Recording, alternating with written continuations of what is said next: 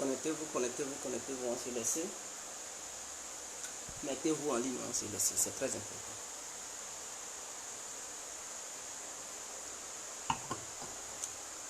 Mettez-vous en ligne, on s'est laissé. Mettez-vous en ligne, mettez-vous en ligne, mettez-vous en ligne. Connectez-vous.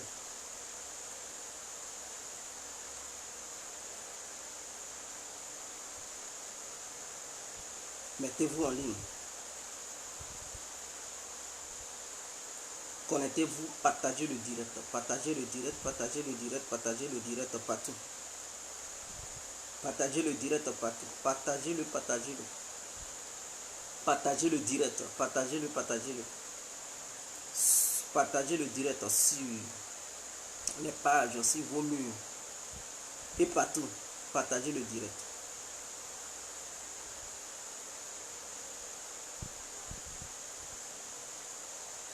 Partagez le direct. On ne va pas trop durer, hein. On va aller vite et clore le sujet.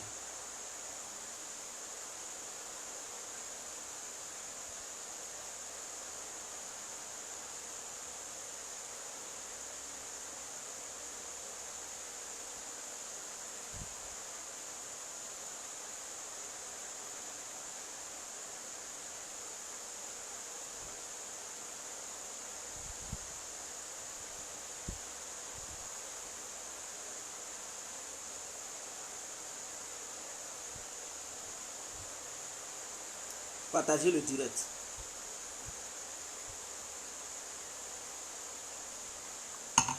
On ne va pas trop durer. J'espère que vous allez très bien. Voilà.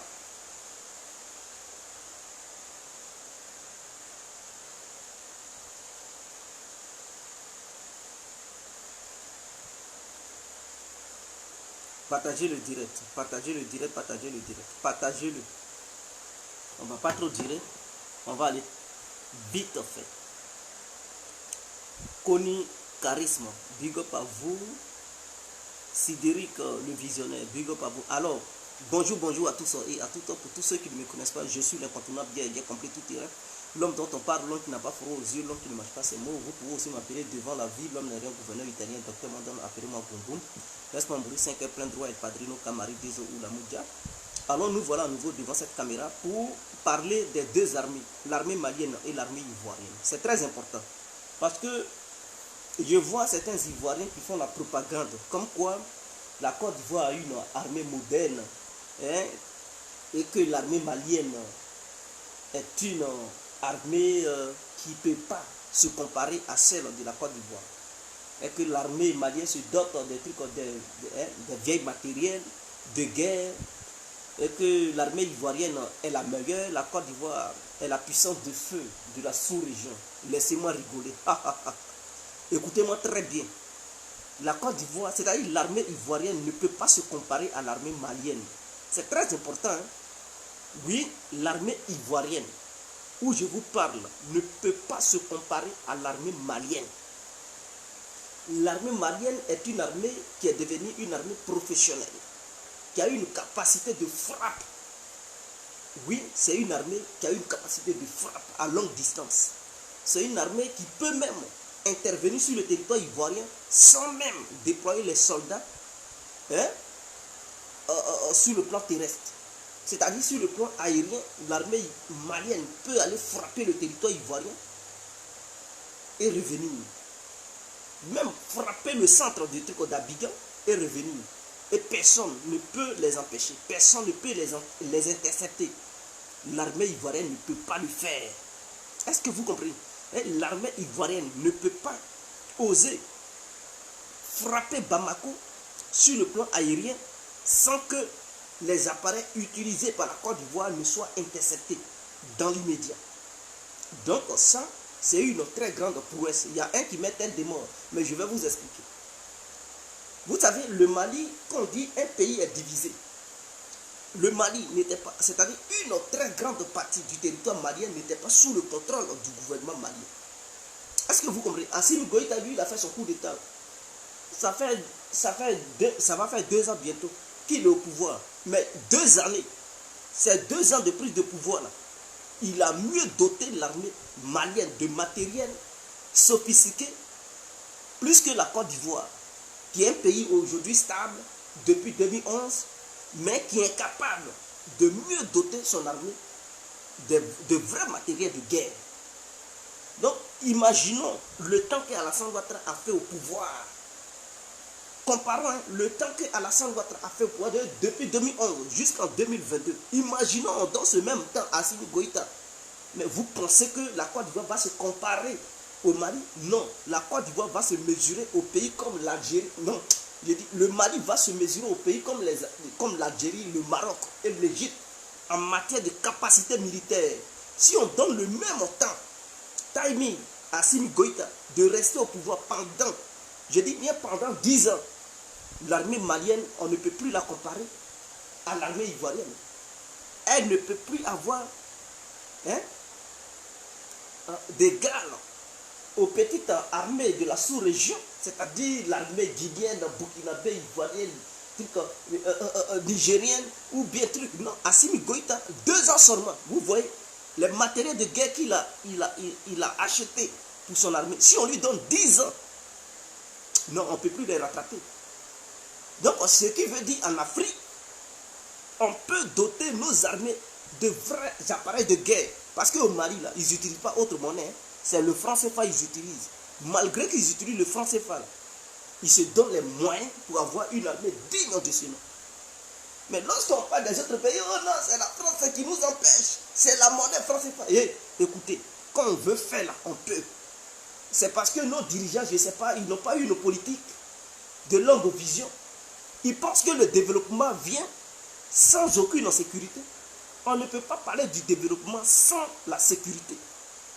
Or, nos pays africains n'ont pas compris cela. Ils parlent de la population, on ne marche pas. Il faut construire des trucs, mais on peut construire. Mais lorsque on n'a pas la capacité de nous défendre, tout ce qu'on construit là, ça peut tomber à l'eau en une fraction de journée, parce que une rébellion peut se former et venir tout détruire. Ou bien des terroristes peuvent envahir le pays et détruire tout. Et donc tout ce qu'on a pris, c'est tout le temps qu'on a pris pour construire les usines, les magasins, tout tombe à l'eau en une journée. Or, quand la sécurité est garantie, on peut construire tout ce qu'on veut parce qu'on n'est plus inquiet de quoi que ce soit. Parce que si jamais une rébellion ose s'affirmer, elle sera automatiquement matée dans les secondes qui viennent. Parce qu'on a une armée digne de ce nom. Si des bandits veulent faire du terrorisme, automatiquement ils sont repérés et matés ou arrêtés. Mais si on n'a pas la sécurité et qu'on compte sur les autres pour notre propre sécurité, tu vas beau bâtir en une fraction de journée, tout se casse. Allez-y demander à Muammar Kadhafi ce qu'il a construit pendant des années. Je dis bien ce qu'il a construit pendant des années là. Tout est gâché. En une année seulement, tout est tombé à l'eau. Allez-y vous en Libye, tout est mélangé là-bas. Mais s'il avait consacré son temps à bâtir une véritable armée qui faisait peur à ceux qui ont intervenu en Libye, je vous le garantis, ils n'allaient pas intervenir et la Libye allait être là. C'est-à-dire les infrastructures que Kadhafi avait mis sur pied là, ça allait toujours exister. Mais ça n'existe plus. Pourquoi?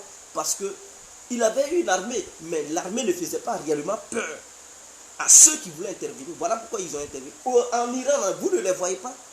Ils chantent matin, midi et soir, mais pour intervenir là, ils mesurent les conséquences. Ils se disent, en Iran, si on fait l'erreur là, vraiment, ça va être catastrophique parce que l'Iran a la capacité de riposter dans la sous-région. C'est-à-dire, toutes les bases militaires qui entourent l'Iran, qui appartiennent aux États-Unis ou aux Occidentaux, l'Iran a la capacité de frapper ça. Et donc, lorsqu'ils regardent, ils se disent, on peut intervenir, mais là où on va intervenir, on ne va pas rester aux États-Unis pour décoller les avions depuis l'Amérique pour frapper. Les avions ne vont pas quitter depuis l'Iran pour aller frapper. Il faudrait que les pays voisins de l'Iran donnent des bases militaires aux Occidentaux et depuis là-bas, ils peuvent opérer. Mais lorsqu'ils voient la capacité militaire de l'Iran, ils savent que ces bases militaires qu'ils vont mettre dans les pays voisins seront frappées immédiatement. Et donc, du coup, ils réfléchissent. Que ce soit sur l'eau, leurs porte-avions seront frappés par l'armée iranienne. Parce que l'Iran a la capacité à des missiles sol-mer, à des missiles, à des drones qui peuvent intervenir sur la mer. Et donc les Occidentaux, ils réfléchissent 1000 fois. Ils se disent, mais ce pays-là, ça nous énerve. On sanctionne, mais il faut démilitariser. Mais comment il faut faire? Parce qu'on risque de laisser nos peaux. Et si on intervient, on va s'affaiblir militairement parlant. Donc ils crient, mais ils ne passent pas à là. Et quand c'est comme ça, les Iraniens maintenant, dès que les sanctions sont levées, mais vous allez les voir, ils vont se développer comme si rien n'était. Ils vont même plus se développer que l'Arabie Saoudite. Ils sont sous sanctions, mais ils avancent. Imaginons qu'on lève les sanctions, mais l'Arabie Saoudite n'est rien. Les Émirats arabes unis ne sont rien. Les Iraniens vont les dépasser. Parce que c'est des gens qui ont compris la leçon. Regardez le Mali. Les pays qui sont stables. Aujourd'hui, quand vous comparez l'armée de ces pays à l'armée malienne, est-ce qu'il y a match? Est-ce que l'armée béninoise peut se comparer à l'armée malienne? Non. Est-ce que l'armée ivoirienne peut se comparer à l'armée malienne? Non. Est-ce que l'armée ghanéenne peut se comparer à l'armée malienne? Aujourd'hui, je pense que non. Est-ce que l'armée togolaise peut se comparer à l'armée malienne? Non. Est-ce que c'est moi qui veux compter. C'est moi qui veux compter. C'est-à-dire en Côte d'Ivoire, depuis que la Côte d'Ivoire a été la Côte d'Ivoire n'a jamais eu le courage de s'acheter des vrais aéronefs, des avions bombardiers. On dit, vous avez acheté des avions. Quels 3 avions là? 3 avions là, ce sont 10 avions. 3 petits avions là. L'armée ivoirienne, si vous comptez les hélicoptères de l'armée ivoirienne, ils ne valent même pas 10 hélicoptères. Je dis, les hélicoptères d'attaque de l'armée ivoirienne, un pays qui se dit, qui veut se faire respecter dans la sous-région, c'est-à-dire qui veut dicter sa politique aux autres pays de la sous-région, ce pays-là ne voit pas que non. Pour se faire respecter, il faut être fort militairement parlant et économiquement parlant. La Côte d'Ivoire n'a pas compris ça. Alassane Ouattara, il veut que les gens le respectent dans la sous-région. Mais on ne peut pas te respecter si ton armée n'est pas capable de faire respecter la Côte d'Ivoire. Si l'armée ivoirienne était si puissante, mais les 49 Ivoiriens qui ont été arrêtés au Mali, les Maliens allaient vite au fait parce que la Côte d'Ivoire allait être à mesure de menacer pour dire si vous ne donnez pas, vous allez voir les conséquences. Et c'est dans ça. C'est comme si tu arrêtes un soldat américain dans un pays. Vous savez que l'Amérique est puissante. Donc si les Américains vous disent, si vous ne les libérez pas là, dans les 48 heures, vous allez voir. Tout de suite, le pays dans lequel ces soldats ont été arrêtés va tout de suite entamer des négociations pour libérer les soldats américains. Imaginons, on arrête des soldats français en Côte d'Ivoire. Si la France menace la Côte d'Ivoire pour dire, on vous donne 72 heures pour libérer nos soldats, dans le cas contraire, la France va agir d'une manière ou d'une autre. La Côte d'Ivoire va chier sur elle. Tout de suite, elle va libérer les soldats. Pour ne pas se faire bombarder. Ou le régime, pour ne pas que le régime se fasse renverser. Mais la Côte d'Ivoire veut se faire respecter. Veut être leader de la sous-région. Et a une armée qui a des bras tordus. Dites au gouvernement ivoirien que l'armée qui a défilé là, oui c'est bien, ça s'est amélioré par rapport auparavant. Mais cette armée-là ne peut pas inquiéter d'autres armées de la sous-région. Et cette armée manque beaucoup de matériel de guerre. Cette armée-là manque de beaucoup de matériel de guerre. Qu'est-ce qui empêche la Côte d'Ivoire d'acheter des vrais avions de guerre? C'est quoi qui empêche la Côte d'Ivoire? Et puis, on n'a même pas 10 hélicoptères d'attaque. Avions de guerre, même là, on n'en parle même pas. On a l'eau. On a l'eau, on doit défendre nos eaux. On n'a même pas de vrais navires de guerre. Le Maroc même est mieux doté. L'Algérie, c'est-à-dire les autres pays, je ne comprends pas. Qu'est-ce qui se passe dans les autres pays? Eux, ils se dotent de véritables matériel de guerre. Mais en Afrique noire, je n'arrive pas à comprendre pourquoi les Noirs africains, ils sont toujours en retard. Voilà pourquoi le terrorisme et les déstabilisations existent toujours là-bas, on n'évolue pas. Avez-vous déjà vu quelqu'un s'ajader aller faire un truc, un coup de temps au Maroc ou en Algérie pour faire n'importe quoi? Le temps des coups de temps s'est passé parce qu'ils ont des armées puissantes. Ils ont des armées puissantes. Personne ne peut encore faire une rébellion pour intervenir et renverser un régime.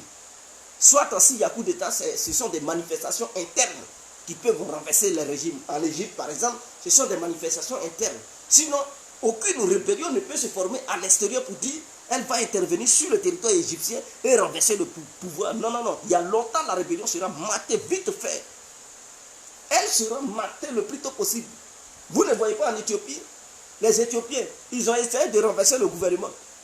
Mais les rebelles, ils ont subi la fureur du gouvernement parce que l'Éthiopie s'est donné les moyens d'avoir une armée professionnelle.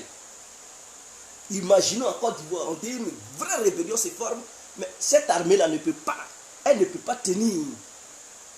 Elle ne peut pas tenir. La Côte d'Ivoire sera divisée en deux et ça va aller de... Oh, vraiment, c'est pas la peine. Regardez le Mali. D'autres disent non, le Mali a acheté des avions des années 60. Mais ces avions-là font leur preuve en Ukraine. Le Sukhoi 25. Mais allez-y demander aux Ukrainiens si l'appareil est vieux. Le Sukhoi 25 fait ses preuves en Ukraine. Vous ne savez pas, la Russie a vendu cet avion qu'elle-même utilise encore dans son armée. Donc avec la Russie, là, c'est la garantie totale. L'appareil que tu veux, la Russie te donne ça.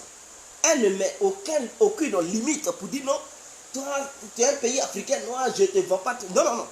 C'est parce que c'est l'armée malienne qui a choisi ces appareils. Donc la Russie leur vend ces appareils. Si l'armée malienne avait choisi d'autres appareils, la Russie allait les vendre. Elle n'allait pas dire non, comme vous êtes des Maliens, non. C'est une question de business. Les Russes, ils te donnent ce que tu veux acheter.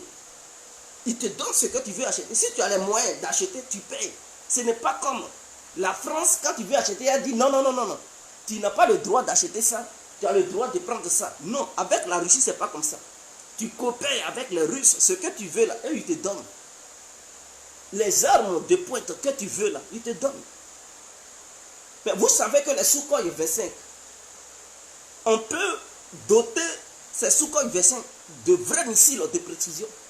Des missiles de longue portée. Vous le savez, non? Ah, vous ne le savez pas. Mais ces Sukhoi, allez-y demander les mercenaires, soi-disant légions étrangères qui se trouvent en Ukraine, et les Ukrainiens, malgré la puissance de feu de l'armée ukrainienne, allez-y leur demander, est-ce que les Sukhoi 25 là, est-ce que ça fait leur preuve? Ils vont vous dire, avec ça, les Russes nous matent matin, midi, ils bombardent des bases militaires à longue distance. À 300 km, à 800 km, avec ces avions-là, il suffit de mettre des vrais missiles et la précision est propre. Ça frappe. Parce que ce sont des avions d'appui-feu. Ce sont des bombardiers. Et les Sukhoi 25 sont des avions qui sont lourdement armés. Sous les ailes, il y a plusieurs bombes qu'on peut mettre sous les ailes de ces avions, les Sukhoi 25. Donc, ce sont des avions qui sont très efficaces. La Russie les a utilisés en Syrie, elle les utilise en Ukraine. Est-ce que vous comprenez? Donc, ce sont des avions qui font leurs preuves, qui ont déjà fait leurs preuves en Syrie pour mater les rebelles. Est-ce que vous comprenez? Il y a le Sukhoi 24, il y a le Sukhoi 25. C'est le Sukhoi 24, la Turquie avait abattu lors de l'intervention russe en Syrie. Mais le 25, là, c'est un appareil qui est résistant. Tu peux tirer sur ça avec un seul moteur. Il peut encore voler pour aller atterrir. Donc, ce sont des vrais appareils. Ce ne sont pas des vieux appareils, mais qui ont été modernisés, qui sont encore efficaces et très efficaces sur le terrain. Allez-y demander les mercenaires occidentaux, ils vont vous dire si ce sont des vieux avions. Allez-y leur demander, ils vont vous dire. Vous rigolez. C'est ça, la Russie prend pour frapper les stocks de munitions ou les armes que l'Occident livre à l'Ukraine. C'est ça, la Russie prend pour frapper les bases militaires. Ils vont vous dire si c'est important ou pas. Donc avec ces avions-là, le Mali peut décoller ces avions, rentrer dans l'espace aérien ivoirien, frapper et puis revenir. Et puis ces avions ne peuvent pas être interceptés par les hélicoptères ivoiriens. La Côte d'Ivoire n'a pas un système de défense anti-aérienne capable d'empêcher ces avions de rentrer sur le territoire ivoirien. Donc, s'il y a guerre entre le Mali et la Côte d'Ivoire, c'est fini pour la Côte d'Ivoire. Parce que le Mali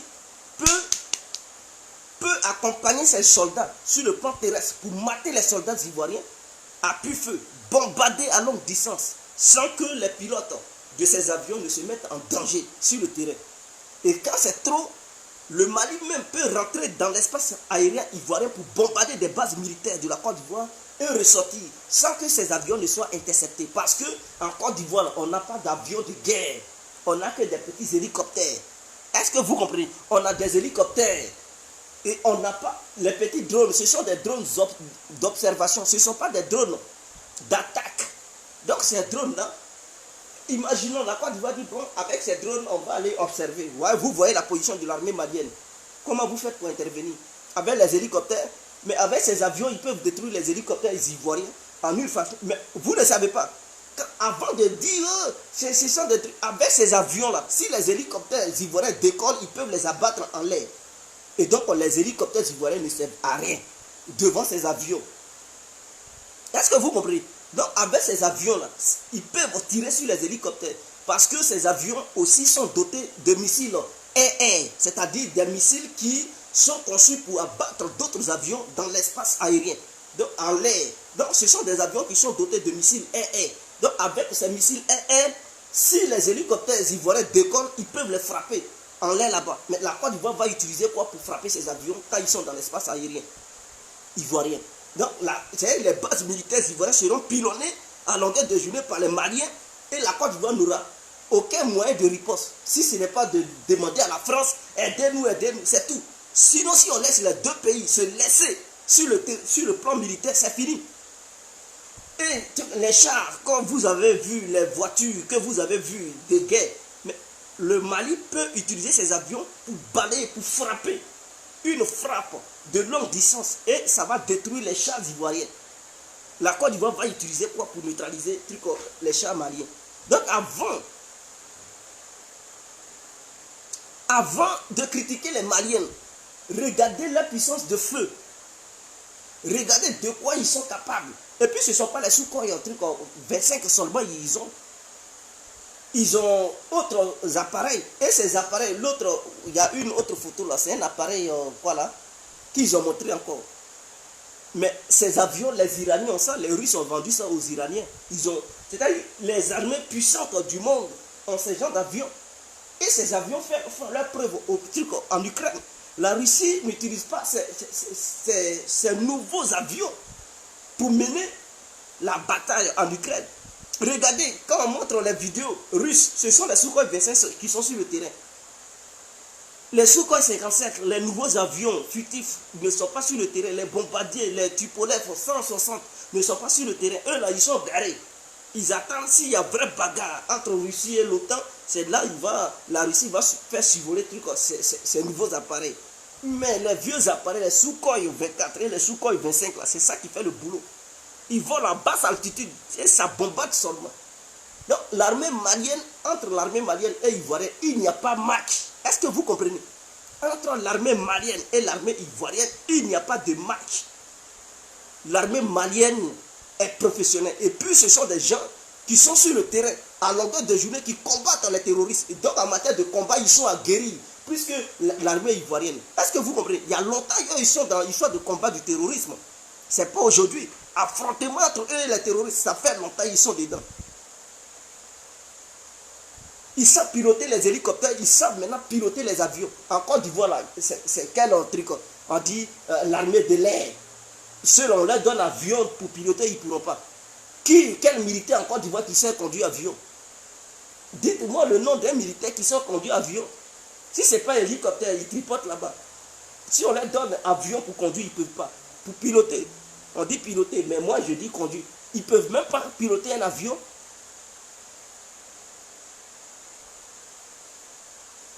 Est-ce que vous comprenez? Donc arrêtez vos conneries là. L'armée malienne est l'une des armées les plus puissantes en Afrique. La Côte d'Ivoire est derrière. Ne comparez pas ça. Assimi Goïta, à moins de 2 ans, il a fait du Mali l'un des pays le plus armé militairement parlant. Sur le plan militaire, le Mali est devant la Côte d'Ivoire. Il n'y a pas de comparaison. Et ils ont compris que sans sécurité, il n'y a pas de développement. Après le développement sécuritaire, les Maliens vont investir dans le domaine de l'agriculture et d'autres technologies. Voilà pourquoi je demande au ministère de la Défense ivoirienne de regarder ce côté-là. Doter la Côte d'Ivoire de vrais appareils militaires de guerre. Il ne s'agit pas des petits drones. Aujourd'hui, ça me fait pitié. Les Maliens, vous avez montré drone, non? Attendez, ils vont demander aux Russes de leur donner des vrais drones. Ou des Iraniens de leur donner des vrais drones. Et vous allez voir que quand on parle de drones, il faut des vrais matos. Ce n'est pas des petits jouets, on dirait pigeons, que vous allez faire balader lors du défilé. Oh, on a drone. Doter la Côte d'Ivoire de vrais matos de guerre. C'est ça, on dit un pays fort. Comme ça, les grandes puissances ne font pas le malin. Avant d'intervenir, elles réfléchissent 1000 fois. Parce qu'elles se disent, si on intervient, on risque de laisser nos primes là-bas. Nos pays africains ne sont pas puissants. Et on se plaint, la France nous déstabilise, la France. Mais oui, elle va nous déstabiliser, elle va nous fatiguer. Parce qu'on est incapable de l'argent, tout l'argent que vous avez. Entre le Mali et la Côte d'Ivoire, quel est le pays le plus stable? Mais c'est la Côte d'Ivoire. Quand on dit de richesse, on parle de richesse, c'est la Côte d'Ivoire. Donc la Côte d'Ivoire a les moyens de s'acheter des vrais matériels de guerre. Mais le Mali qui est déstabilisé, le Mali qui n'a pas assez de moyens financiers, c'est ce Mali-là qui trouve les moyens pour son armée. Et la Côte d'Ivoire, elle fait quoi? Pourquoi elle ne trouve pas les moyens pour son armée? Le Mali aujourd'hui a un radar de détection des appareils qui violeraient son espace aérien. Est-ce que la Côte d'Ivoire a un radar? C'est notre radar de l'aviation civile. L'armée ivoirienne utilise pour savoir s'il y a un avion rentré dans l'espace aérien. C'est ça, hein? L'armée ivoirienne n'a pas son propre radar militaire. Est-ce que vous comprenez? Les Maliens, ils ont leur propre radar militaire qui est en dehors du radar civil, de l'aviation civile. Parce que chaque aéroport est doté d'un radar pour savoir s'il y a un nouveau appareil qui quitte ailleurs, qui rentre dans l'espace aérien. Mais l'armée doit avoir son propre radar civil, militaire. Les Maliens, ils en ont. Ils ont leur radar militaire. La Côte d'Ivoire n'en a pas. Donc, avec leur radar militaire, si les hélicoptères ivoiriens rentrent dans l'espace aérien malien, ils vont détecter ça. Et ils vont soulever leur Sukhoi 25 pour aller abattre ça en l'air. La Côte d'Ivoire va prendre quoi pour détecter la nuit, en pleine nuit? Quel moyen la Côte d'Ivoire a? Ils vont dire les canons anti-aériens. Quel canon? Mais cet avion peut voler à haute altitude pour échapper aux canons anti-aériens et profiter pour bombarder les bases militaires ivoiriennes, et puis ça va nulle part. On va faire comment? On fait comment pour riposter? Si ce n'est pas de demander l'aide à la France, venez nous aider, venez, c'est tout. Donc, ne faites pas le malin devant les Maliens pour dire notre armée, l'armée ivoirienne ne peut pas se comparer à l'armée malienne. Il faudrait que ça soit clair.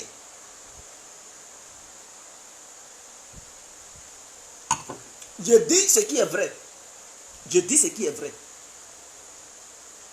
La Côte d'Ivoire manque de beaucoup de choses en fait. La Côte d'Ivoire doit créer, c'est-à-dire, si elle veut être la nation la plus crête de la sous-région, si elle veut s'imposer en tant que la nation la plus puissante de la sous-région, économiquement et militairement parlant, elle doit faire ses preuves. Ce n'est pas en faisant ce petit défilé militaire. Vous avez vu, on dit les forces aériennes, ils ont montré combien de trucs d'hélicoptères, 2 hélicoptères.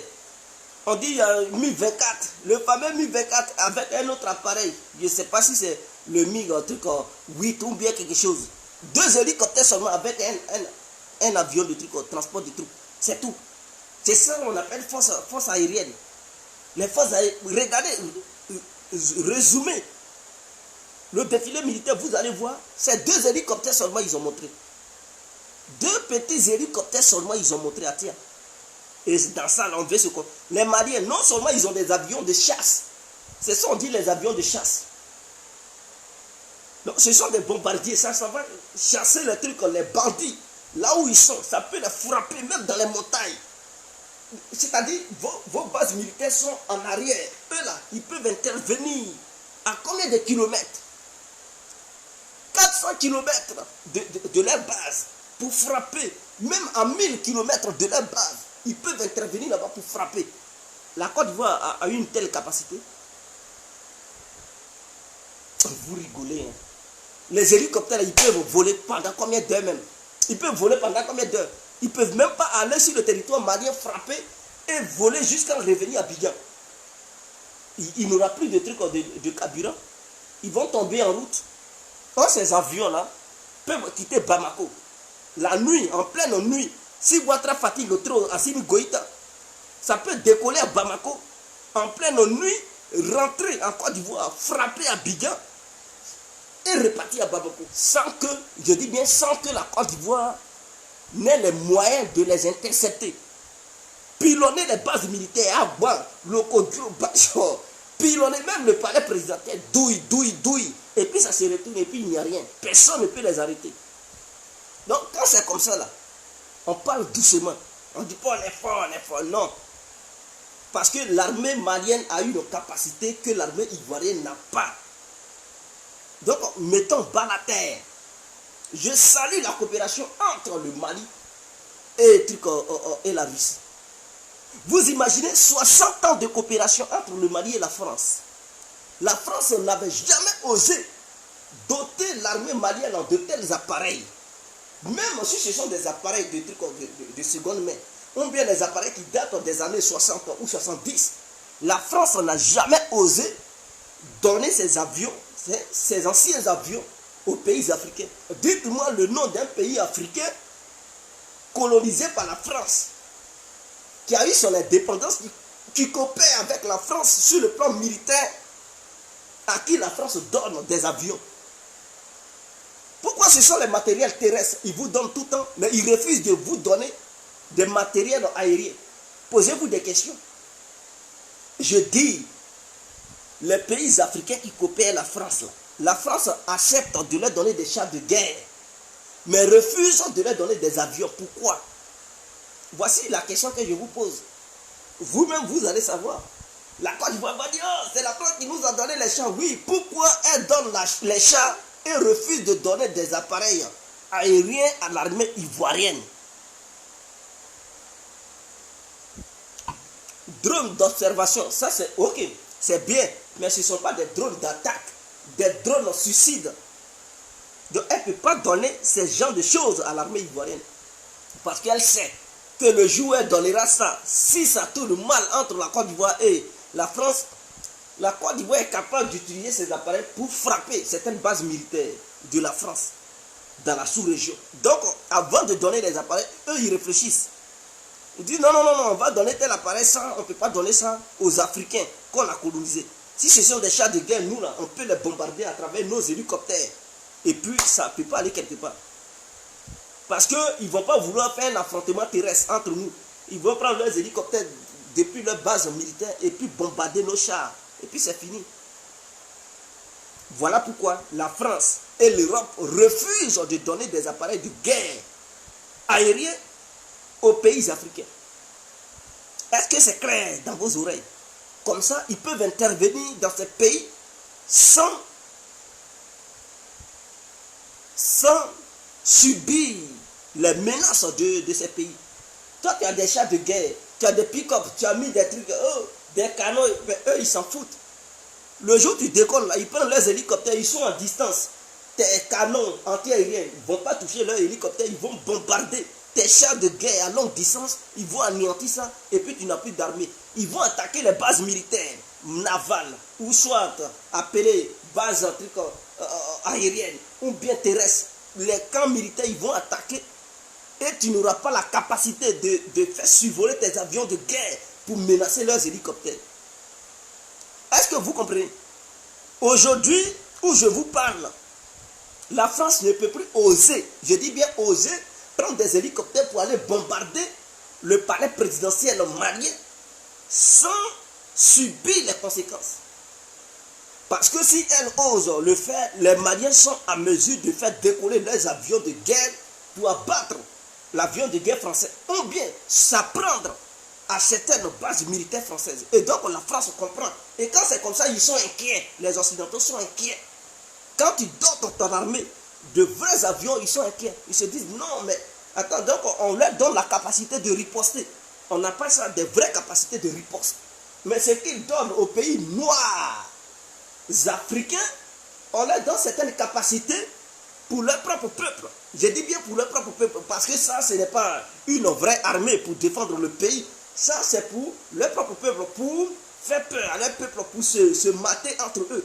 Mais lorsque le pays est confronté à un réel problème qui vient d'ailleurs, d'une autre puissance, ce pays n'a plus de capacité pour riposter. Est-ce que vous... L'armée ivoirienne, là, elle exhibe ces trucs, c'est entre nous Ivoiriens. Ces appareils-là sont réservés aux Ivoiriens, entre les Ivoiriens. Mais en dehors des Ivoiriens, l'armée ivoirienne ne peut rien faire. C'est ce que je vous dis.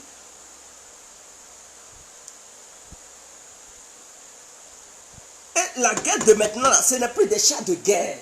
Les chars de guerre, leur temps est périmé. Est-ce que vous comprenez?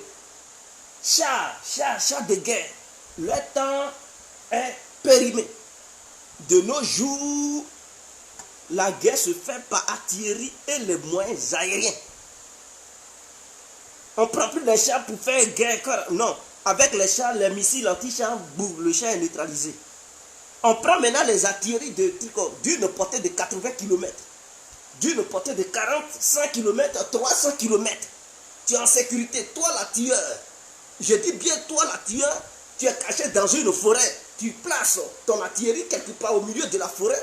Tu mesures l'angle de tir à tir et tu es là-bas. Quand tu lances le missile, ça part à 300 km, ça frappe l'ennemi et tu es à l'abri. L'ennemi, s'il n'a pas un radar de détection, de contre-batterie, il ne sait même pas d'où vient le tir et tu es protégé. Mais avec les chars de guerre, le char là, ça ne peut pas tirer à 300 km, ça ne peut pas tirer à 100 km. Tu es obligé de rentrer dans la défense de l'ennemi. Et quand tu rentres là-bas, il défonce ton char. Et donc, tu vas mourir. La guerre actuelle, la guerre moderne, l'artillerie, les drones et les avions à tir, avec histoire de cyber, c'est très important. La guerre électronique. Donc, un pays qui veut se faire respecter doit se doter de ces matériels. Est-ce que la Côte d'Ivoire a un truc, un système de guerre électronique? Voici ce qu'Alassane doit acheter. Le système de guerre électronique pour être à mesure de brouiller certains missiles, brouiller les radars de certains avions qui vont pénétrer l'espace aérien ivoirien ou être à mesure de désactiver les drones avec la guerre électronique, brouiller le radar du drone pour ne pas que le drone, pour ne plus que le drone puisse être piloté depuis sa base. Et donc le drone perd le contrôle et peut tomber seul. C'est ça la guerre moderne. C'est de ça que la Côte d'Ivoire devrait parler. Il ne s'agit pas des chars de guerre. BMP, non, le temps de ces trucs-là, c'est passé. Il faut des vrais avions. Former les pilotes ivoiriens. Je dis bien, il faut doter l'armée ivoirienne d'une vraie aviation. La Côte d'Ivoire devrait disposer au moins de 200 avions dans son armée. Mais bien sûr, au moins 200 avions. J'ai exagéré, mais c'est très important. Oui, au moins 200. Quand il y a 200 avions, les grandes puissances te font déjà un truc comme. Elles ont déjà peur. Parce qu'elles savent que si elles ont des bases militaires dans un rayon de combien de kilomètres? De 3000 kilomètres. Dans un rayon de 3000 kilomètres. Si elles t'attaquent avec ton aviation, tu es capable de leur faire mordre la poussière. Parce que tu peux intervenir, tes avions peuvent aller à une distance de 3000 km pour les frapper et revenir. Donc quand ils veulent intervenir, ils regardent, ils disent, ils ont une aviation colossale. Si on intervient, les avions sont capables de... Parce qu'ils ne peuvent pas détruire toutes tes bases militaires. Donc tu éparpilles à peu près les bases militaires partout dans le pays. Tu les caches, même si c'est sous les montagnes, tu creuses. Où tu peux faire des trucs, des abris de l'avion. Et puis il y a des gens qui vont entretenir. Tu mets ça partout. Et ça reste un secret de défense. Donc si tu as un problème et qu'on attaque ton pays, on peut détruire certains avions qui sont dans leur base, mais on ne peut pas détruire tous les avions. Donc si l'ennemi fait l'erreur de rater, de détruire toute ton aviation, d'autres avions vont décoller pour riposter contre l'ennemi. Même quel que soit puissant qu'il soit, tu vas te mesurer avec lui. Tu vas lui faire mordre la poussière. Tu vas frapper ses bases militaires, détruire certaines logistiques et lui faire comprendre que non, dans ton pays là, c'est pas comme ça qu'il peut intervenir, comme bon lui semble. Mais non, en Côte d'Ivoire, on ne pense pas. Moi, si j'étais président, mais je dis, la France même allait avoir peur de la Côte d'Ivoire, parce que j'allais doter la Côte d'Ivoire d'une aviation très puissante. C'est-à-dire les nouveaux avions. J'allais signer des partenariats avec tout le monde. Je paye avions dans drones, avions, tout. Des missiles anti-aériens. Il faut des défenses aériennes aussi. Pour empêcher l'ennemi de rentrer dans certains endroits. Est-ce que la Côte d'Ivoire a déjà acheté les défenses aériennes? Non. Eux on dit on a une armée. C'est ça là qui est armé. C'est ça là qui est armé. Où un hélicoptère même peut survoler Abidjan, frapper Abidjan, sans que la Côte d'Ivoire n'ait les moyens de riposter contre cet hélicoptère. C'est ça qu'on appelle un truc armé. Si on ne peut même pas se défendre face à des petits hélicoptères, on ne peut pas dire on a une armée. On ne peut pas faire peur à la sous-région. Il faudrait qu'il y ait des missiles anti-aériens. Même si on n'a pas de navire de guerre, et que nous avons la mer, nous, la Côte d'Ivoire a quand même la mer. L'océan Atlantique passe chez nous. Abidjan entouré d'eau. On peut se défendre comme si on n'a pas les batteries. Truc sol, mer. Il faut faire peur à l'ennemi. C'est-à-dire la marine ivoirienne doit être en mesure de riposter face à toute menace venant de la mer. Même si on n'a pas de navires, on doit avoir des missiles pour faire mordre la poussière à l'ennemi qui a des navires sur la mer, qui va vouloir frapper la Côte d'Ivoire depuis la mer. On peut lui dire, il ne faut pas faire l'erreur, ce n'est pas parce qu'on n'a pas de bateau que tu vas pouvoir nous menacer depuis la mer Méditerranée, lancer des missiles sur notre pays. On est capable de faire couler tes navires à une distance de 2000 km, à une distance de 1000 km. Donc, avant de nous menacer, sache bel et bien que la Côte d'Ivoire est dotée de batteries, sol, mer. Et quand c'est comme ça, les ennemis comprennent. Ils ne s'approchent plus de vos côtes pour vous menacer à travers leurs bateaux de guerre. Est-ce que la Côte d'Ivoire a tout ça? Mais on doit avoir ça. Missiles que missiles, on ne peut pas acheter ça aussi. Si on n'a pas l'argent pour acheter les bateaux, mais quand même les missiles, on doit acheter ça. Former les marins ivoiriens à savoir utiliser ces missiles. On ne sait jamais. On ne sait jamais. Avec qui on peut avoir un repas, un bon matin. On ne sait jamais. Donc, il faut préparer l'armée dans tous les domaines. Donc, comme on n'a pas les moyens, on ne peut pas dire, bon, on va acheter des navires. On va dire, bon, ça c'est un gros budget. Quand même, les défenses maritimes, on doit en avoir. L'armée ivoirienne doit se doter de ça quand même. Donc, non seulement les défenses maritimes, les batteries sol mer pour frapper les navires ennemis qui menaceraient les côtes ivoiriennes.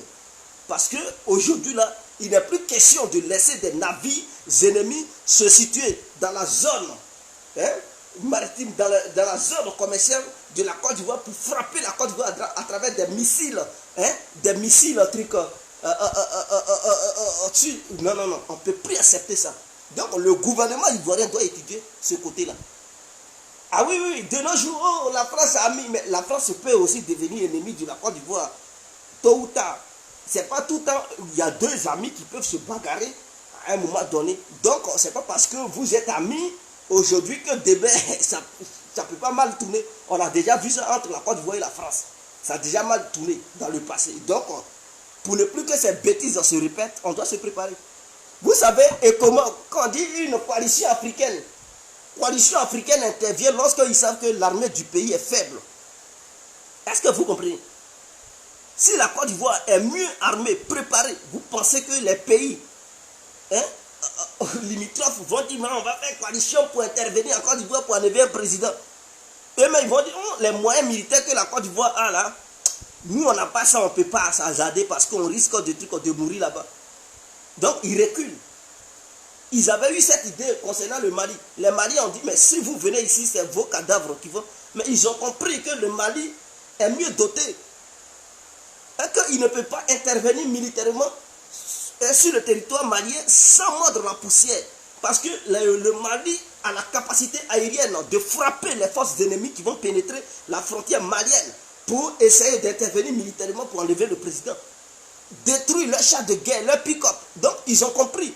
Et si c'est l'intervention aérienne, mais les Maliens aussi hein, les Maliens aussi ont des radars pour détecter les avions ennemis et les abattre en l'air. Donc, les Africains, c'est comment, soi-disant, CEDEAO a compris que non, le Mali n'était pas un petit jeu comme Yaya Jammeh, son pays Gambie ou la Côte d'Ivoire, où ils sont allés s'amuser là. C'est pas comme ça. Et que le Mali, c'est un gros morceau. C'est comme tu demandais à Ecobank d'aller intervenir en Algérie. Quand ils vont voir, ils vont dire, Algérie, on ne peut pas. Ils vont prendre de quoi même pour intervenir. Tu vas dire, allez-y intervenir en Égypte. Ils vont les mater cadeau. Allez-y intervenir au Maroc. Ils ne peuvent pas. Il y a des pays, quand tu leur demandes d'aller intervenir, ils regardent, on dit, Dieu connaît bagage chez nous. Ils regardent, ils disent non. Ils n'ont intervenu. Ni pays, ni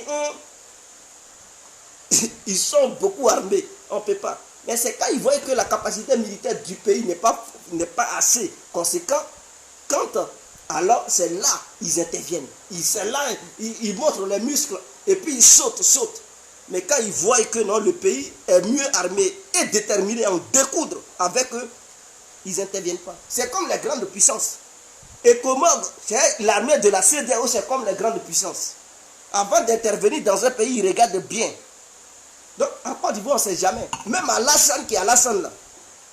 Aujourd'hui, il a l'ami de la France. Demain, ça peut mal tourner. Et le Congo, c'est la CEDEAO dit, bon, on veut enlever Alassane au pouvoir avec une armée. Mais si son armée n'est pas prête, mais comment on peut avoir l'audace d'intervenir en Côte d'Ivoire? Donc, on ne sait jamais. Avant que cela n'arrive, Alassane doit préparer l'armée ivoirienne. Sur tous les plans. Comme ça, quand il commence à regarder, il n'a intervenu. C'est clair. Parce qu'on ne sait jamais. Il est là aujourd'hui. Le RADP est au pouvoir. Demain, on ne sait pas. Qu'est-ce que le RADP peut devenir? Qu'est-ce que les gens vont penser du RADP? Les Africains, même la France, même les grandes puissances, on ne sait jamais. Il faut se préparer.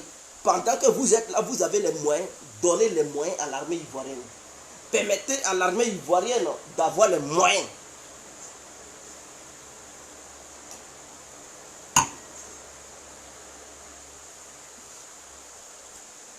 Donc, je vais dire les moyens qu'il faut à la Côte d'Ivoire. La Côte d'Ivoire, il faut des vrais drones d'attaque. Je dis bien les drones d'attaque. Parce que drone d'attaque, là, peut être aussi un drone d'espionnage, de surveillance. Il y a des drones qui font 24 heures en l'air.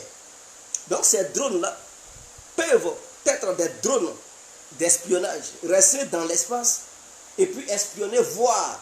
Et tout. Donc, on n'a pas besoin d'acheter plusieurs différents types de drones. Il faut des vrais drones, doter l'armée ivoirienne de vrais drones d'attaque qui peuvent rester dans l'espace, en l'air pendant 24 heures. Il y a ces genres de types de drones. Donc, si la Côte d'Ivoire a ça là, ces drones peuvent mener une mission de surveillance aussi. Et en même temps d'attaque. Donc le drone en même temps il surveille. Et quand c'est bon de frapper, le drone peut attaquer en même temps. Donc un seul drone joue deux rôles déjà. Espionner et même intervenir, frapper. Donc avec un seul drone qui joue ces deux rôles, c'est déjà mieux. Pourquoi acheter plusieurs différents types de drones? Des petits drones pigeons. J'ai cru que c'était des drones kamikazes, mais ce n'est pas des drones kamikazes. Drones d'espionnage. Ou bien de surveillance. Bon, ça surveille. On voit l'ennemi. Il faut intervenir avec l'hélicoptère. Mais l'ennemi, il entend les bruits de l'hélicoptère. Lui, il fuit. Ou bien intervenir. Bon, on intervient comment? Avec des pick-up. Ça va. Les soldats ivoiriens vont rester sur le terrain. Ils vont aussi mourir. Est-ce que vous comprenez? Bon, imaginez ça, armée contre armée. On a des petits drones de surveillance. Ok. On voit l'ennemi, il arrive. L'ennemi, il a eu une aviation. Il a un appui-feu. Maintenant, nous, on n'a pas ça. On n'a pas d'appui-feu. On n'a que nos petits hélicoptères. Mais l'ennemi, ses avions, partent en chambre avec son armée. Mais si les hélicoptères apparaissent, son avion abat nos hélicoptères parce qu'ils sont dotés d'un radar capable de voir à longue distance. C'est ça qu'on appelle le radar de balayage. Donc, chaque avion est doté d'un radar. Donc, quand il est en l'air, son radar capte dans les environs. S'il n'y a pas un autre aéronef qui survole, qui va venir l'attaquer. Et donc, comme les hélicoptères, les radars des hélicoptères ne sont pas assez performants par rapport aux radars des avions, mais c'est déjà peine perdue. Parce que quand l'hélicoptère vient et que l'avion d'attaque vient, lui, son radar repère déjà l'hélicoptère. Donc, même sans que le pilote de l'hélicoptère ne voie le pilote de l'avion, l'avion tire déjà un missile. L'hélicoptère est abattu en l'air, il tombe. Il ne sait même pas qui l'a frappé. Il voit seulement le feu. Sous son appareil, son hélicoptère chute. Et c'est comme ça.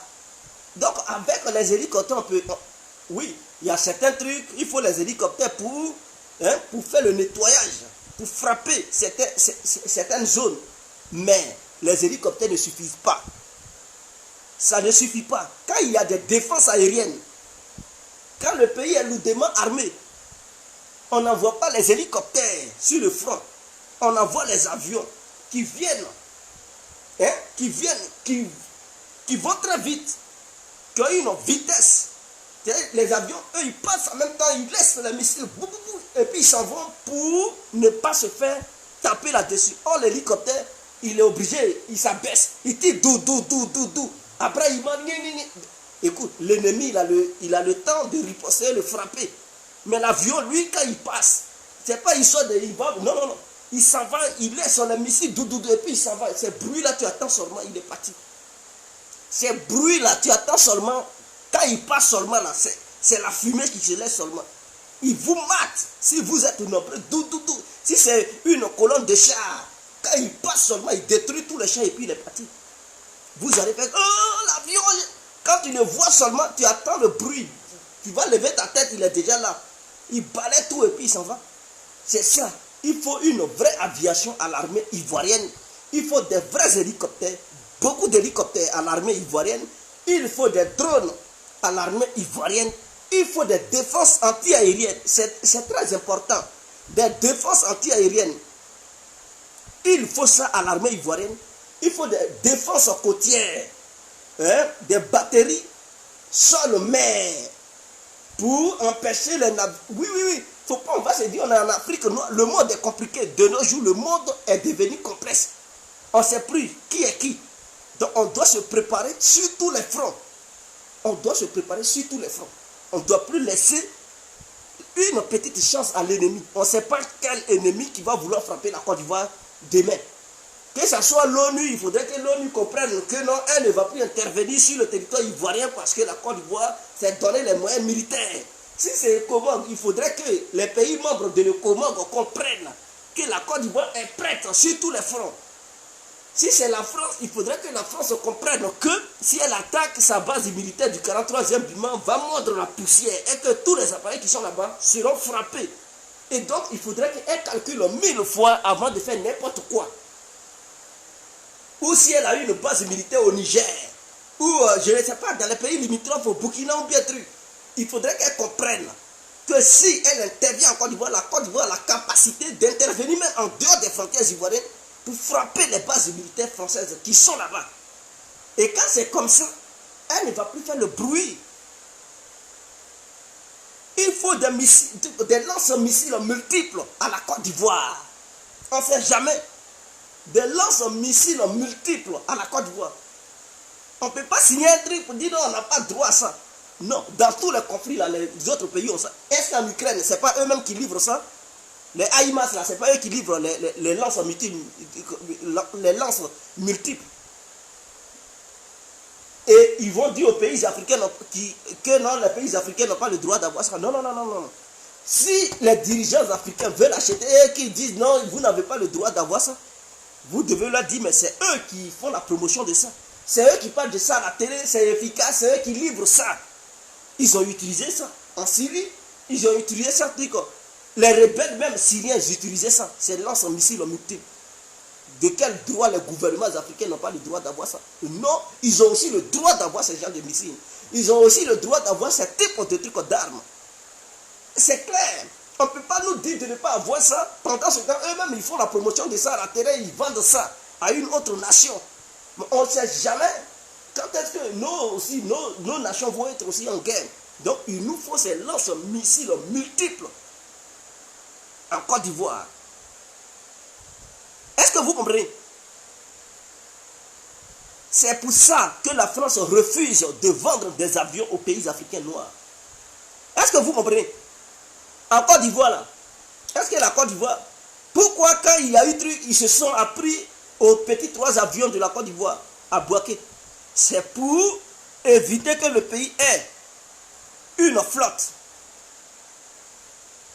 C'est très important. Et suite à ça, ils ont mis embargo. Donc, embargo là allait empêcher la Côte d'Ivoire d'acheter des avions, d'acheter certaines armes lourdes. Est-ce que aujourd'hui la Côte d'Ivoire n'est pas sous embargo? Profitez pour acheter. Avec la Russie là, il n'y a pas, c'est nos limites. Allez-y demander aux Algériens. Tout ce que l'Algérie veut là, la Russie donne ça aux Algériens. Si l'Algérie dit, ah, je veux le bombardier Tupolev 160, les Russes vont dire, bon, voici le prix. Vous voulez des bombardiers, ben, donnez-nous l'argent, on vous donne. Ils ne vont pas dire, on ne peut pas vous donner parce que pour ne pas que l'Algérie devienne puissante que la Russie. Eux là, ils s'en foutent. Hein. Puissant ou pas puissant, ils se font confiance. Donc, ils vendent des armes qu'ils veulent. Est-ce que la Turquie n'est pas membre de l'OTAN? Mais quand la Turquie a voulu les derniers missiles anti-aériens de la Russie a vendu ça aux Turcs. Les S-400. Et la Turquie voulait acheter le S-500. Mais face aux menaces occidentales, Erdogan a fait bas à terre. Il voulait encore le dernier missile nouvelle génération S-500. Et il a fait comprendre que non, il veut acheter le nouveau avion russe, le Sukhoi 57. Mais les Russes, eux, ils n'ont rien. Ils n'ont pas dit à Erdogan, on ne te donne pas. Ils donnent. Parce qu'ils se font confiance. Ils savent que s'il y a ramba entre la Turquie et la Russie, si la Turquie n'est pas aidée par soi-disant communauté, on les laisse les deux pays, les Turcs vont mordre la poussière le plus tôt possible. Donc eux, ils n'ont rien à faire. Ils donnent aux Algériens, allez-y demander aux Algériens, allez-y demander aux Égyptiens. C'est eux qui arment ces pays. Ils donnent des armes à ces pays. Même la Chine, qui est la Chine, c'est une grande puissance. C'est un gros morceau, la Chine. La Chine peut se retourner pour dire on s'apprend aux Russes. Mais la Russie leur vend des armes. Est-ce que vous le savez? Voilà. Les Sukhoi 30, les Sukhoi 35, tout ça là, les Chinois ont payé ça. Ils ont payé les missiles S-400. Même le S-500, ça va bientôt sortir. Les Russes ont commencé à déployer ça pour eux. Les Chinois aussi, ils ont dit non, ils ont besoin de ça. Mais la Chine fabrique des défenses aériennes. Mais pourquoi elle veut encore d'autres défenses? Parce qu'elle veut mieux se préparer au cas où. Ah oui, on ne sait jamais.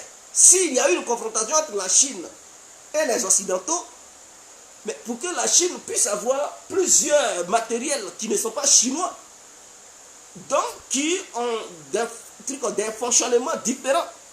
Donc si les Occidentaux connaissent la technique du fonctionnement de l'armement chinois, mais les Chinois vont dire, bon, on a encore d'autres armements dont vous ne connaissez pas leur fonctionnement, pour qu'ils puissent se défendre. Donc ils achètent tout ça. Allez-y demander au Venezuela. C'est la Russie qui... L'Amérique latine, là, le pays le plus armé en Amérique latine, c'est le Venezuela, devant le Brésil. Le Venezuela a une armée puissante, plus que celle du Brésil. Vous ne le savez pas. Mais c'est la Russie qui a militarisé le Venezuela. Voilà pourquoi les Américains, ils ont menacé, on va intervenir, on va enlever Maduro. Mais comme ils voient que le pays a été armé jusqu'aux dents par les Russes, qu'est-ce qu'ils ont fait? Oh, blocus maritime, sanctions, on reconnaît Guaido. C'est pas Nicolas Maduro, mais ils ne pouvaient pas intervenir militairement parce qu'ils savaient qu'ils allaient laisser leurs dents. Parce que la Russie leur a doté des armes anti-navires, des armes anti-aériennes, des avions, pour pouvoir aussi se défendre, des hélicoptères, des chars de guerre, des sous-marins. Ils ont vendu tout ça là aux Vénézuéliens. Et donc, c'est un pays qui est militarisé. Les États-Unis, si ce n'était pas le cas il y a longtemps, Trump allait bombarder ou bien Joe Biden.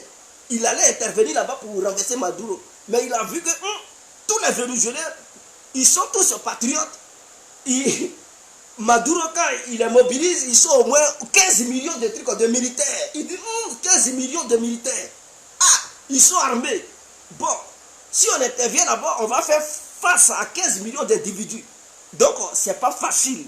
de les malmener. Ils ont des missiles pour se défendre. Ils ont des avions, ils ont des trucs, des hélicoptères, ils ont des chars, ils ont des missiles, trucs, lance-missiles multiples. On fait comment?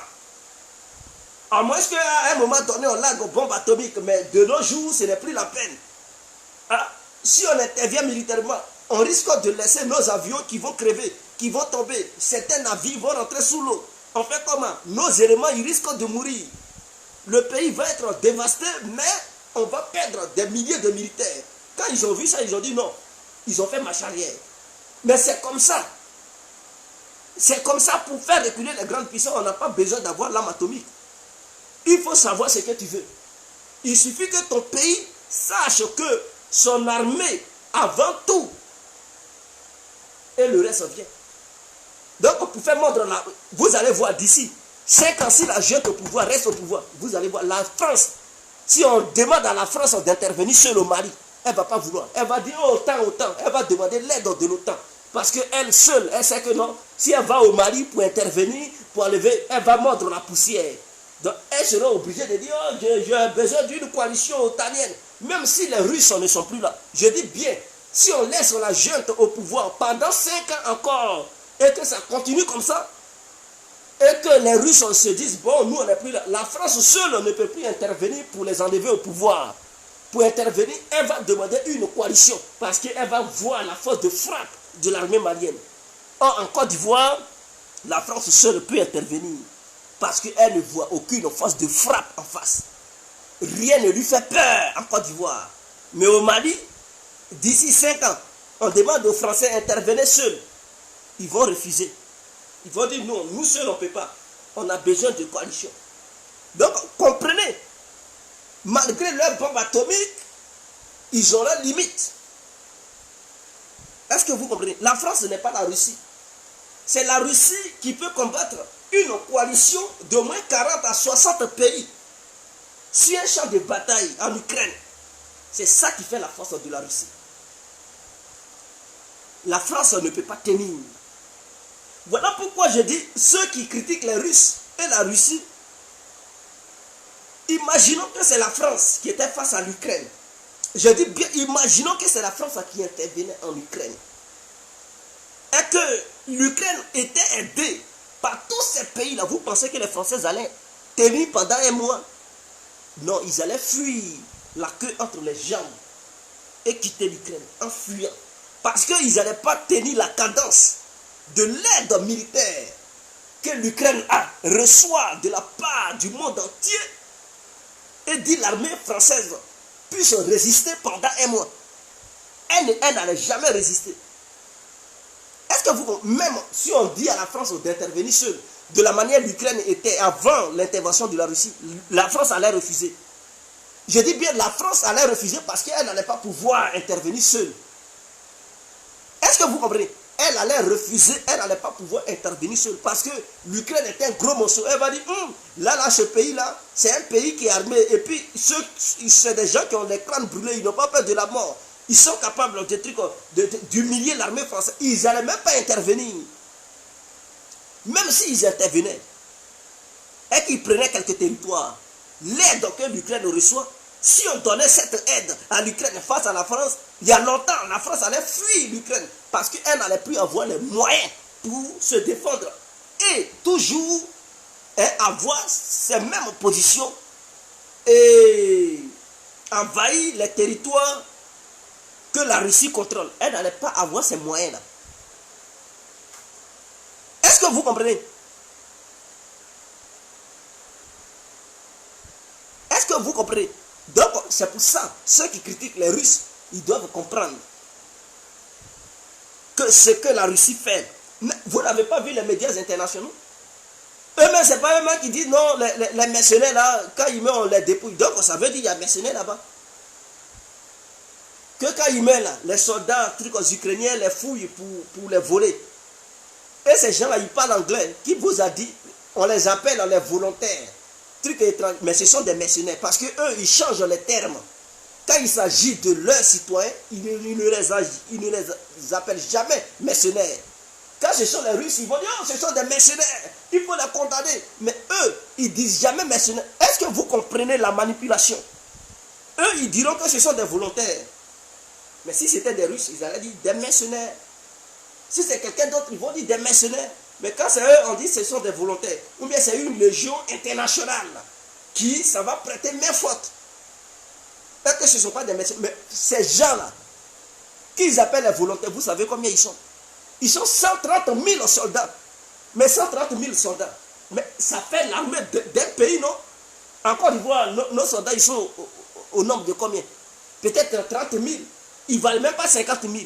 Mais leur légion étrangère internationale en Ukraine, ils font 130 000 individus. L'armée française, c'est combien? 250 000. Donc, ça veut dire qu'il faut déjà la moitié de l'armée française. Et face à tout cela, la Russie le fait face. Hein? Est-ce que vous comprenez? La Russie leur fait face. En dehors de l'armée ukrainienne, il y a eu 130 000 individus qui sont quittés partout dans les pays qui sont ennemis de la Russie. Non seulement les pays de l'OTAN, mais aussi les pays qui détestent la Russie. Ces pays-là ont donné des soldats. Ces pays-là ont donné des matériels de guerre. Vous savez, si on compte le nombre de matériels de guerre, vous pensez qu'on peut quitter ici? Vous pensez qu'on peut quitter ici? Non seulement l'aide des États-Unis en matière militaire, sans compter les autres pays, ça dépasse le budget militaire français annuel. Ça dépasse le budget militaire allemand annuel. Ça dépasse même le budget militaire anglais. Ils ont réussi ça. Est-ce que vous comprenez? Ils sont à au moins 65 milliards de dollars. 65 milliards de dollars d'armement qu'ils donnent aux Ukrainiens. Même Nouvelle-Zélande, Australie, tout cela, Japon, Turquie, eux tous ils ont participé à armer l'Ukraine jusqu'aux dents. Donc, la Russie, ce n'est pas un petit pays. La Russie est une vraie puissance mondiale. C'est une super puissance. Parce que c'est des pays qui font coalition, qui envoient des matériels militaires de guerre sur le territoire ukrainien pour combattre la Russie, qui fournissent des soldats. Oui, ce n'est pas seulement les matériels militaires qu'ils donnent. Qu'est-ce qui reste aux Européens qui n'ont pas encore utilisé? C'est leur aviation et leurs navires de guerre, c'est tout. Avions et navires de guerre, c'est tout. Hein. Sinon, en matière de chars, de missiles anti-navires, missiles anti-aériens, ils ont déjà tout fourni aux Ukrainiens. Ils ont déjà utilisé tout ça. Les armes de longue portée, tout ça là, ils ont déjà... Parce que les armes, les missiles de l'aviation ukrainienne, c'est eux qui fournissent ça, les Occidentaux. Les Ukrainiens, ils ne produisent plus de missiles. C'est eux qui fournissent ça. Le renseignement, tout. Ils donnent des drones. Donc, ils ont déjà tout donné aux Ukrainiens. Leur meilleure technologie, guerre électronique, tout ça, brouillage électrique, ils ont déjà tout fourni aux Ukrainiens. À travers les satellites, les renseignements. C'est eux-mêmes, ils sont même sur le terrain. Ils donnent des renseignements. Ils ont déjà tout fourni. Il leur reste quoi? Il leur reste l'aviation et les navires de guerre. Si ça rentre maintenant en jeu, ça veut dire qu'ils sont officiellement en guerre. Mais en dehors de ça, ils participent à la guerre. Les HIMARS, vous pensez que qui utilisent ça? Ce sont les Américains eux-mêmes qui pilotent. Les canons César, vous pensez que qui? Mais ce sont les Français qui pilotent. Les armes portatives anti-aériennes que les Occidentaux ont données, ce sont les militaires occidentaux qui pilotent ça. Est-ce que vous comprenez? Mais quand on les attrape, ils disent non, ce sont des volontaires. Ils disent jamais que ce sont des... Ils disent que ce sont des volontaires. Et ils mentent. Ils disent non, ils sont en couple avec une femme ukrainienne et donc ils défendent la patrie de leur femme. Voilà comment ils mentent en fait. Voilà comment ils mentent.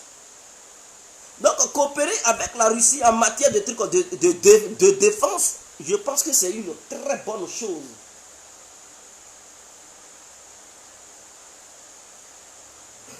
Je pense que c'est une très bonne chose, coopérer avec la Russie en matière de défense. Parce qu'avec la Russie, il n'y a pas histoire de limite. La Russie vous donne ce que vous voulez. Elle ne dit jamais que là, je ne vais pas vous vendre ça, c'est sensible. Non, non, les Russes, ils vous donnent. Oh, la France a des limites, met des limites. Quand il veut ça, elle dit non. Elle va créer des trucs pour C'est-à-dire, elle te dit, bon, il faut donner l'argent. Tu donnes l'argent pour te fournir le matériel. Elle fait juste, elle crée des embrouilles et puis elle met embargo sur le matériel que tu as commandé chez elle parce qu'elle pense que ces matériels sont sensibles. Et que si elle te donne ça, ce n'est pas bon pour elle. Hein? D'ici quelques années, tu peux utiliser ces mêmes matériels contre elle. Donc, elle met la main sur ça. Or, avec la Russie, c'est donné à gogo. Donc, tant que les Maliens ont des moyens, les Russes vont leur donner toujours des armes. C'est là où leur main arrive, c'est ce qui paye. On dit les vieux appareils des années 60, 70 et 80. Mais ces appareils font leur preuve jusqu'à aujourd'hui. Ce ne sont pas des appareils qui ne volent plus. Non. Ces appareils que les Maliens ont reçus là, ce sont de véritables appareils. Le Sukhoi 25. Allez-y, renseignez-vous auprès des Européens, ils vont vous parler de ça. C'est un avion qui est très efficace. Malgré ces années, c'est comme le Tupolev, le bombardier russe, le plus gros bombardier au monde. Le Tupolev 160. Il est le plus gros bombardier au monde. Mais c'est un vieux avion. Il date des années 60. Mais demandez aux Occidentaux, ils ont peur de ces avions. Parce que c'est un avion dont le radar a une capacité de 3000, sa voix a une distance de 3000 km. C'est-à-dire, quelqu'un qui est en France, entre la France et la Côte d'Ivoire, ça fait 6000 km. Cet avion-là, depuis le Maroc, c'est-à-dire quand il quitte la France, imaginons le Tupolev 160, le bombardier russe, depuis l'espace aérien marocain, il voit déjà des cibles en Côte d'Ivoire. Est-ce que vous comprenez? Depuis l'espace aérien marocain, il est là-bas au-dessus du Maroc. Il voit déjà des cibles sur le territoire ivoirien. Et étant dans l'espace aérien marocain, il peut frapper ces cibles en Côte d'Ivoire. Et imaginons que la Côte d'Ivoire est une puissance. Un avion qui reste dans l'espace aérien marocain, qui frappe sur le territoire ivoirien, est-ce que cette puissance qui est soi-disant la Côte d'Ivoire aura les moyens pour riposter, pour abattre cet avion? Si ce n'est que d'autres avions pour intervenir. Non. Et ils volent à 2000 km/h. Est-ce que vous comprenez? C'est un avion qui va très vite. C'est-à-dire, il file que certains avions de guerre, le F-35 américain, le Tupolev 160, il est vieux, mais il va plus vite que le F-35 américain. Il va plus vite que le Rafale français. Est-ce que vous comprenez? Donc, il est gros, non seulement il est gros, mais il file. Il est rapide. Et il frappe très loin et il est doté. On lui a doté des missiles qui peuvent l'aider à frapper à des milliers de kilomètres. Donc, voilà pourquoi ces bombardiers sont là. Vous avez attendu que les Ukrainiens ont tapé un bombardier russe, non? Parce que ces bombardiers interviennent souvent sur le champ ukrainien, mais pas beaucoup. Quand la Russie veut frapper l'ouest de l'Ukraine, qui fait frontière à la Pologne, elle utilise ces bombardiers qui sont dans l'espace aérien russe, depuis la Crimée, ou bien depuis Belgorod, ou bien elle se met du côté de la Biélorussie, et puis elle frappe des cibles de l'autre côté de l'Ukraine, à 800 ou à 1000 km. Et les Ukrainiens sont incapables de riposter, de frapper cet avion, parce que leur défense anti-aérienne n'ont pas une portée de 1000 km. N'ont pas une portée de 800 km. Donc, ils ne peuvent pas abattre cet avion. Ils ne peuvent pas aussi prendre des avions militaires pour dire, bon, ils vont aller attaquer cet avion, parce que quand cet avion opère, il opère avec une sécurité garantie. C'est-à-dire, lui, il est au milieu, et puis il y a d'autres avions d'attaque qui sont des deux côtés, pour protéger le bombardier en question. Au cas où il y a une menace de d'autres avions qui survolent, pendant que les avions qui surveillent le bombardier, ils mènent la bataille aérienne, le bombardier, lui, il part. Il fuit, il met 2000 km/h, il fuit, il quitte la zone de menace et puis il rentre dans son pays.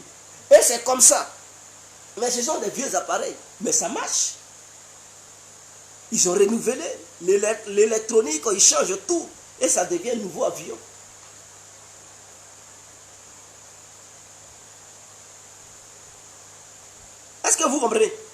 Maliens vont encore acheter d'autres avions. Hein. Ce n'est pas la fin. Ce n'est que le début du commencement. Assimi Goïta, avant de quitter le pouvoir, il va donner les moyens à l'armée malienne pour faire face à toute éventualité. C'est-à-dire même, si on les laisse d'ici 10 ans, ils vont inquiéter même les Algériens. Ils vont faire comprendre aux Algériens que non, s'il y a des bandits qui quittent chez vous, on peut frapper à vos frontières. Et puis vous n'allez pas pouvoir nous menacer militairement, par exemple, parce qu'on peut répondre aussi. C'est clair. Aujourd'hui, ce sont les Sukhoi 25. Demain, ça sera les Sukhoi 30, les Sukhoi 34. S'ils ont ça, ils font égalité maintenant avec les Occidentaux en matière d'aviation. S'ils ont les Sukhoi 30, les Sukhoi 34, les Sukhoi 35, ils seront au même niveau que les Occidentaux en matière d'aviation. Donc les avions occidentaux ne vont plus menacer leur aviation, puisque ça sera la même chose. Hein, ça sera même, ce sont des nouveaux appareils. Les Maliens peuvent se doter de ça. Les Maliens peuvent se doter de ces genres d'avions. Ils peuvent aussi acheter les... S'ils n'ont pas trop les moyens, ils peuvent acheter les MiG-35. Ce sont des nouveaux appareils. Voilà, ils peuvent acheter les MiG-35. C'est aussi bon. Ce sont des avions aussi capables de mettre en mal certains avions occidentaux. Donc les Maliens, ils vont petit à petit, mais sûrement. Ne vous inquiétez pas. L'armée malienne sera la plus puissante en Afrique noire. Je dis en Afrique noire. Elle va défier l'armée nigériane. Le Nigeria, d'ici 10 ans, l'armée malienne aura les mêmes capacités que l'armée nigériane. Je vous le garantis. D'ici 10 ans, l'armée malienne aura les mêmes capacités que l'armée nigériane. Je n'ai pas dit Niger, Nigeria. Ça sera les mêmes capacités. Donc, arrêtez de... La Côte d'Ivoire doit essayer de s'armer au lieu de critiquer. Ce que les Maliens ont, on n'a pas ça. On n'a même pas ça. S'il y a guerre entre nous, ils vont nous mater matin, midi et soir. Il n'y a même pas de truc de copie. Les Maliens ont compris que les drones sont importants.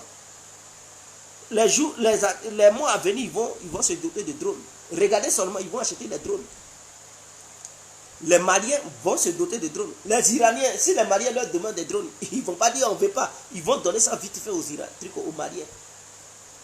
Les Iraniens, ils sont leaders en matière de fabrication de drones. Aujourd'hui, ils sont leaders. Allez-y, demandez. Même les Américains reconnaissent que le leadership en matière de fabrication de drones, les Iraniens, ils sont forts. Et leurs drones sont redoutables. Leurs drones sont souvent meilleurs que les drones turcs. Le Bayraktar turc, ce n'est rien. Les drones iraniens sont plus performants que les Bayraktar turcs. Et puis les Iraniens, ils ont plusieurs gammes de drones. Ils ont plusieurs gammes de drones. Ils ont été les premiers à concevoir un sous-marin de drones. Est-ce que vous... Allez-y voir leur exercice militaire. Ils ont conçu un sous-marin armé uniquement de drones. C'est un lance-drone seulement. Ce sont des drones qu'ils ont mis. Et ce sous-marin est là pour lancer seulement les drones. Les Iraniens ont été les premiers à fabriquer ça. Peut-être les années à venir, les autres pays vont suivre. Est-ce que vous comprenez? Donc c'est très important.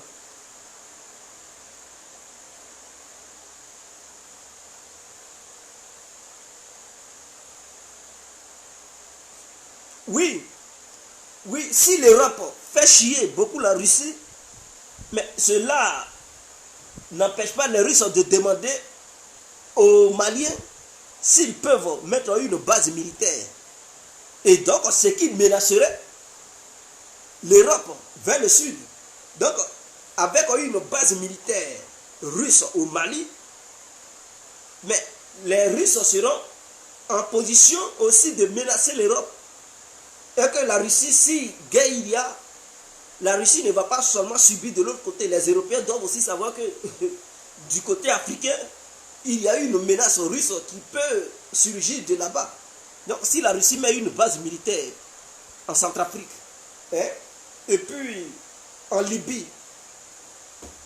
au Mali, et négocie une base militaire au Soudan, mais c'est clair. Les Européens, ils vont comprendre que non, ce n'est plus eux seuls qui sont la menace. Mais aussi la Russie peut aussi les menacer, depuis le Mali, depuis la Centrafrique, depuis le Soudan, et depuis la Syrie, bien sûr. Et donc, voilà, ils vont comprendre.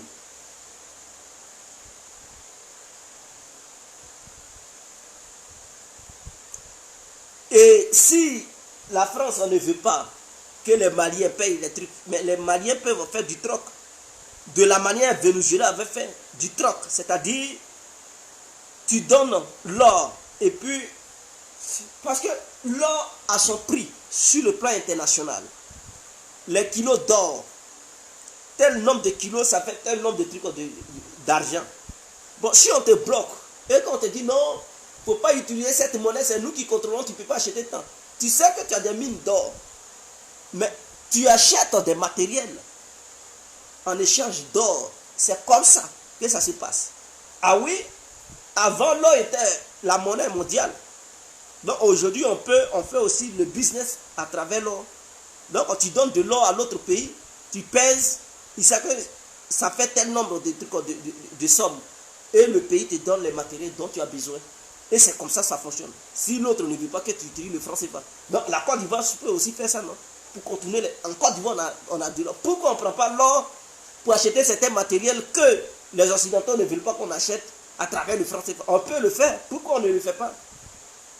Qu'est-ce qui cloche? Qu'est-ce qui ne marche pas? On a diamant, on a l'or, on a tout. On peut faire le business. Tu veux des armes? On a le thon, poisson-thon.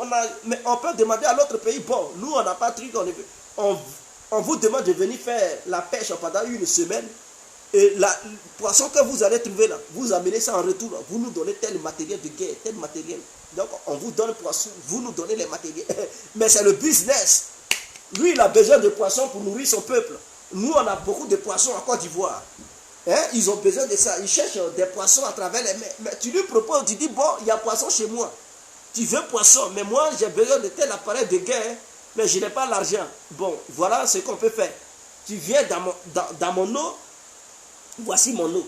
Tu viens dedans, tu fais la pêche une semaine, pas plus. Tu fais une semaine de pêche. Tout poisson que tu vas attraper là, tu envoies ça, tu ne me donnes rien. En retour, là, tu me donnes telle chose. J'ai besoin de ça pour mon pays. Et donc, accord conclu, vous signez l'autre tapon, et c'est fini. C'est comme ça le business. Donc, tu n'as plus besoin d'argent. Avec le poisson, lui, tu lui donnes le poisson, lui, il te donne le truc. Ou bien, tu lui dis, bon, tiens, de l'or. C'est l'or, non, bon, moi, comme je n'ai pas d'argent, j'ai l'or. Tiens, de l'or, tu me donnes tel appareil. Ah, diamant, tiens, telle quantité de diamants, tu me donnes tant. Et c'est le business, ça continue. Donc, vous gagnez. C'est gagnant-gagnant. Il gagne, tu gagnes.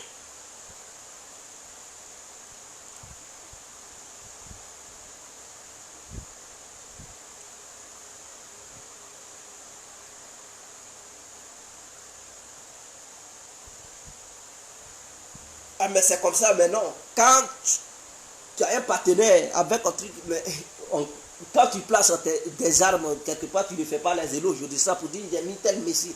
Quand les Américains ils envoient les bombes atomiques partout, ils ne parlent pas de ça. Ils ne disent pas que non, nous avons mis des bombes atomiques. Peut-être même la Russie a des armes atomiques en Syrie. Mais elle peut ne pas parler de ça. Sans faire les éloges. Pour dire on a mis des armes atomiques en Syrie. Elle peut cacher ça. Au cas où c'est gâté entre la Russie et l'Occident, mais la Russie peut utiliser ces armes atomiques qui se trouvent peut-être s'il y en a en Syrie. Elle peut utiliser ça sans que le lancement ne vienne de la Russie, mais elle peut venir d'un pays qui est au Moyen-Orient pour frapper. Les Américains aussi, ils ont mis en Turquie. Au cas où c'est gâté, les missiles ne vont pas quitter seulement aux États-Unis, mais ça peut quitter de la Turquie pour frapper. Donc c'est comme ça, chaque pays fait. Donc il se peut qu'il y ait des missiles russes déjà en territoire malien. Au cas où c'est gâté, la Russie peut les utiliser pour frapper aussi l'Occident. Voilà, depuis le côté malien.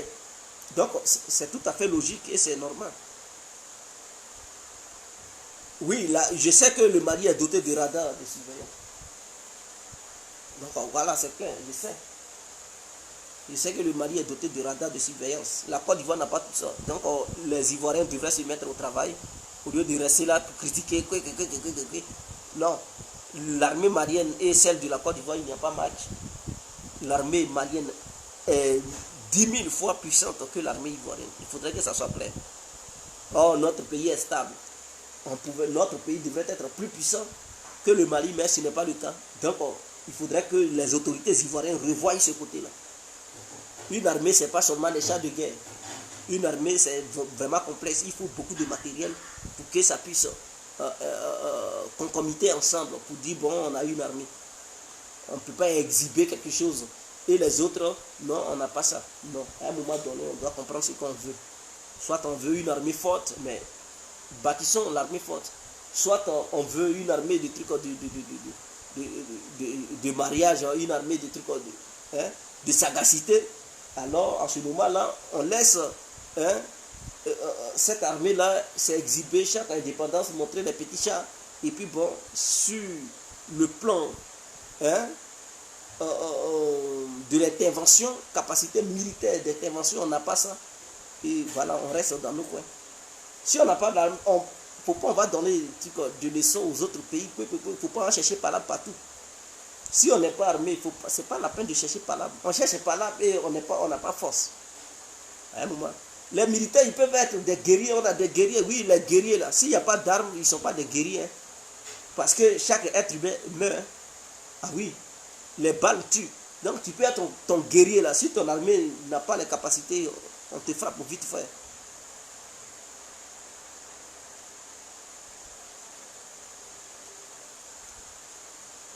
Donc il faut armer le pays.